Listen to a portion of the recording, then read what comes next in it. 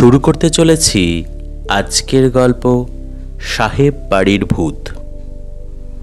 আমি সুদীপ, পেশায় গ্রামীণ ব্যাংকের একজন কর্মচারী। কাজের সুবাদে বিভিন্ন সময় বিভিন্ন জায়গায় থাকার অভিজ্ঞতা হয়েছে আমার অভিজ্ঞতার সেই ঝুলিতে ভৌতিক ঘটনার সমাহারই বেশি। এরকমই একটা ঘটনা ঘটেছিল 2014 সালের মে মাসের দিকে। চাকরিতে বদলি নিয়ে গিয়ে উঠেছি বীরভূমের একটি গ্রাম প্রতাপপুরে।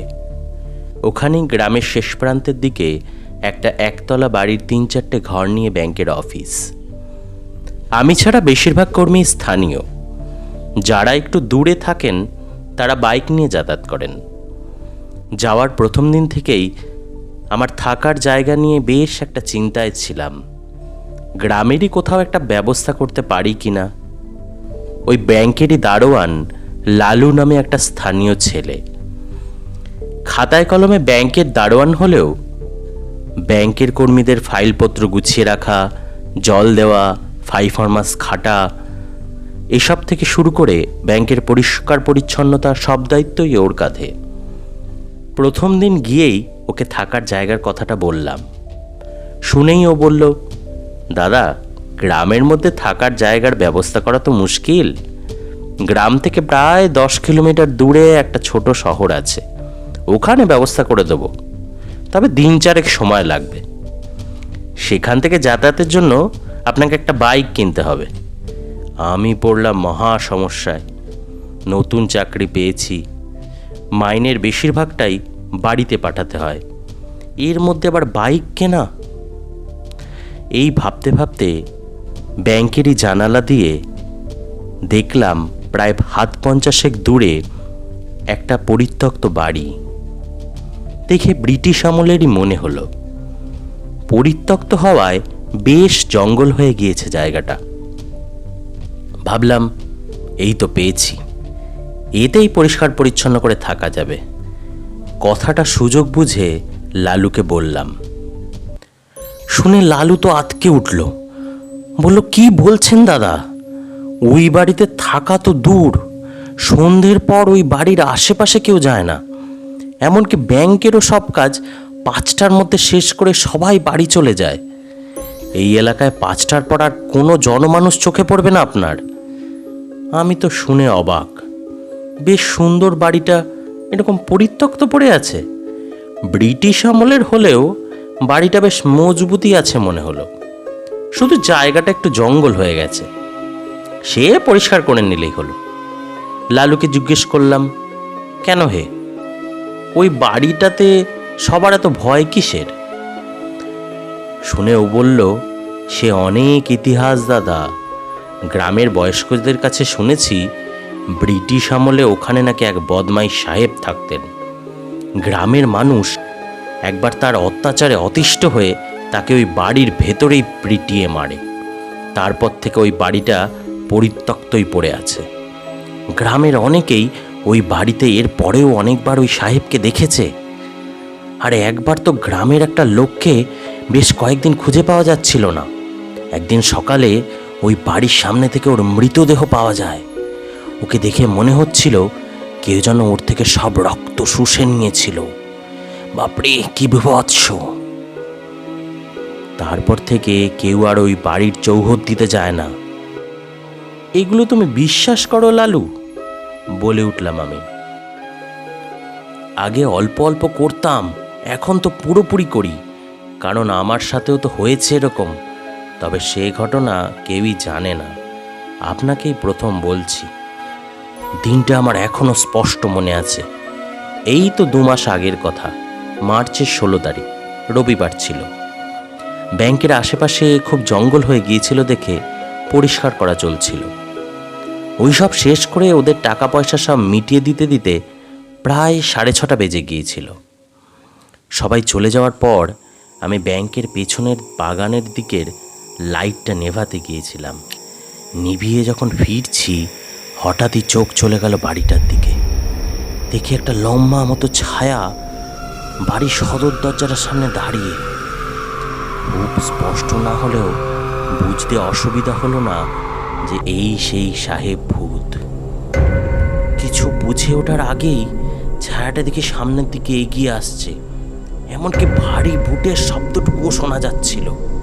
ওই নিস্তব্ধ পরিবেশে আমার সঙ্গে সঙ্গে হাড় হিম হয়ে গেল।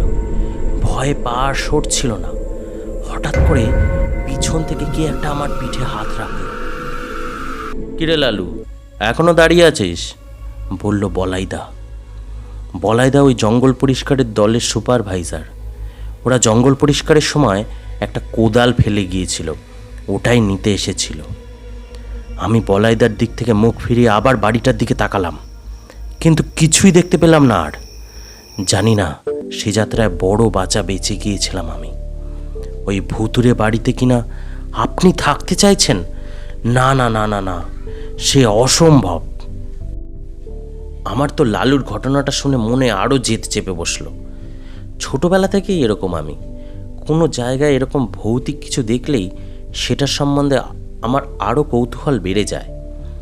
সব শুনে লালুকে বললাম, আগে অতটা নিশ্চিত ছিলাম না ভাই, এখন তো পুরোপুরি নিশ্চিত ওই বাড়িতেই আমি থাকব। তুমি কালকের মধ্যেই ওখানে ব্যবস্থা করো। অনেক ইতস্তত বোধ করেও আমার কথা মতো পরদিন সকালেই লালু লোক লাগিয়ে ওই বাড়ির একটা ঘর পরিষ্কার করে ওখানে আমার থাকার ব্যবস্থা করলো। ঘরের সাহেবী আদব কায়দার সব আসবাব দেখে বোঝাই যায় এটাই ছিল সেই সাহেবের ঘর।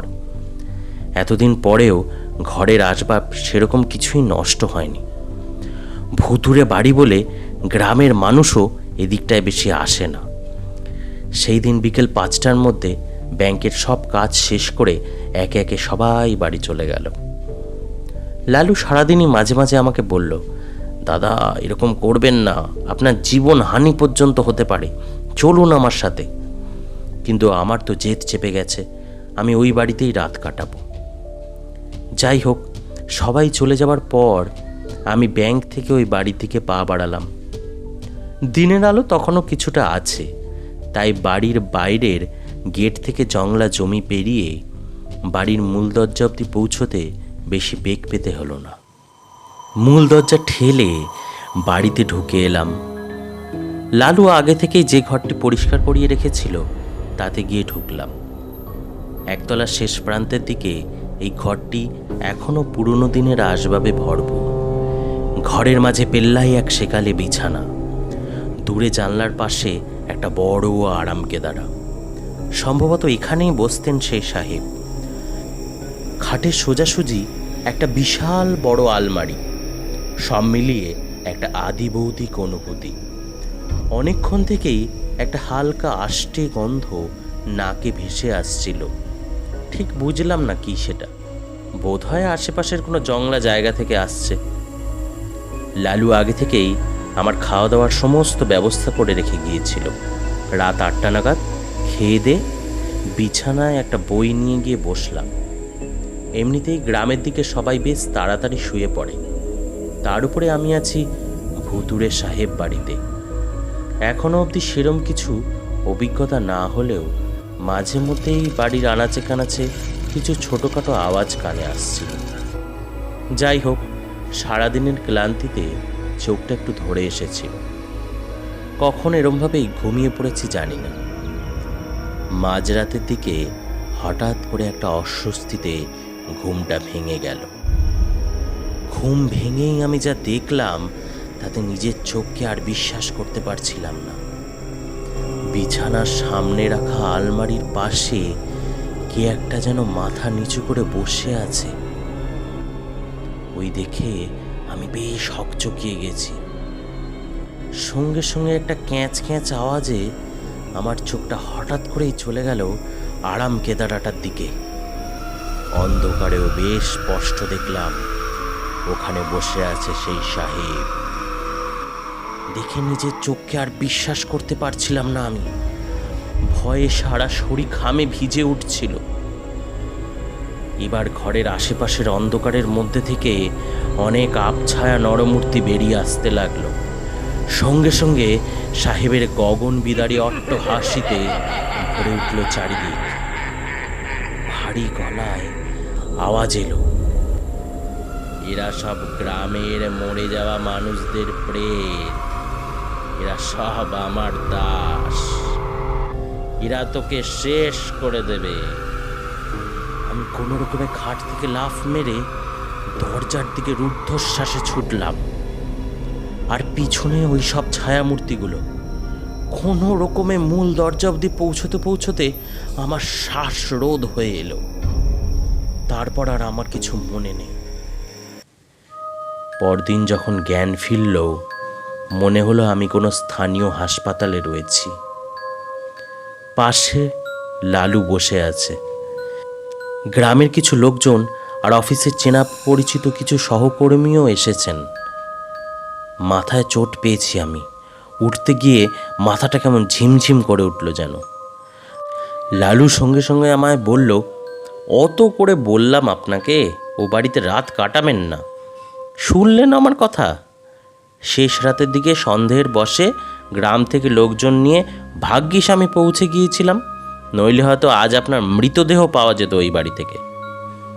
কাল রাতে বাড়িতে ঢুকে দেখি মাথায় চোট পেয়ে প্রায় মূল দরজার সামনেই আপনি মাটিতে পড়ে আছেন।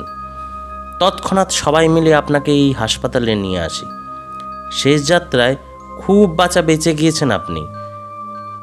এই ঘটনার কিছুদিনের মধ্যেই আমাদের হেড অফিস থেকে আমায় অন্য জায়গায় ট্রান্সফার করে দেওয়া হলো। পরে লালুর কাছ থেকেই শুনেছি আমাদের ওই গ্রামীণ ব্যাংকটিও ওখান থেকে স্থানান্তরিত করে গ্রামের অন্য জায়গায় করে দেওয়া হয়েছে, এবং এলাকাটা এখন নাকি পুরো জঙ্গল হয়ে গিয়েছে। তবে আমার এই রকম ভৌতিক অভিজ্ঞতা আরও অনেকবার হয়েছে। সেসব গল্প আপনাদের অন্য কোনো দিন শোনাবো না হয়। ধন্যবাদ। ফিরে আসছি পরের গল্প নিয়ে। ভিডিওটি দেখার জন্য দর্শক বন্ধুদের ধন্যবাদ। নতুন নতুন ভিডিও দেখতে চ্যানেলটিকে সাবস্ক্রাইব করুন, কমেন্ট এবং লাইক দিয়ে আমাদের সাথে থাকুন।